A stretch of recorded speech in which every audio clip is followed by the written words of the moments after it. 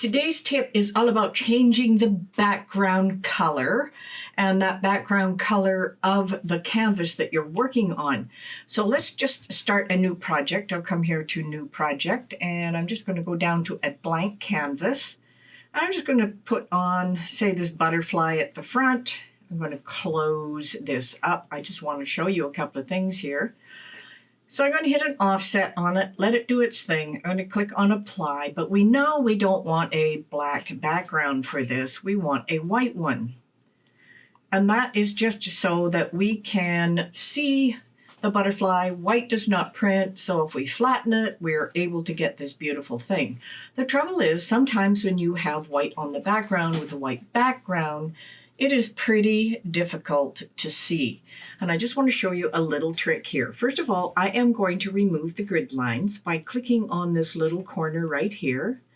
I can get a blank background and now I've got white.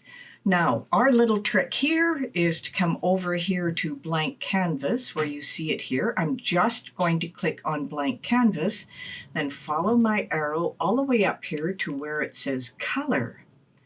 I'm just going to click on the color here, and you see that you'll be able to change the background to anything you want. And I could click on a nice dark purple here, so now we can see our white, or I could come up here to advanced, and then I can add my own color inside here. So if I wanted this purely one color, I can get pure white with all the F's. I'm just going to back it all up, and then I can add 6 zeros in the back, 1, 2, 3, 4, 5, 6, and I can have a pure black background. So you can add your own colors if you need to. Now, big thing here, we obviously don't want that. Sometimes you just want a slight color like a gray, just so that your white will show up. And the same thing goes with anything that you're doing. So just click on blank canvas, come up here to the color. I could choose a yellow here, or I can come down here to advanced.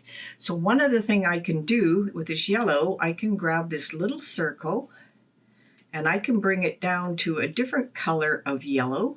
So I get a very faint color in behind. So that's what advanced will do for you. Of course, you can get a very dark one by just using any of the colors. For example, if I clicked on the blue, it comes up here. I can just drag it down for a different color and see how the white shows up here. So you're able to do it that way as well. One last thing here. Can you see this little area right here? It's all outlined.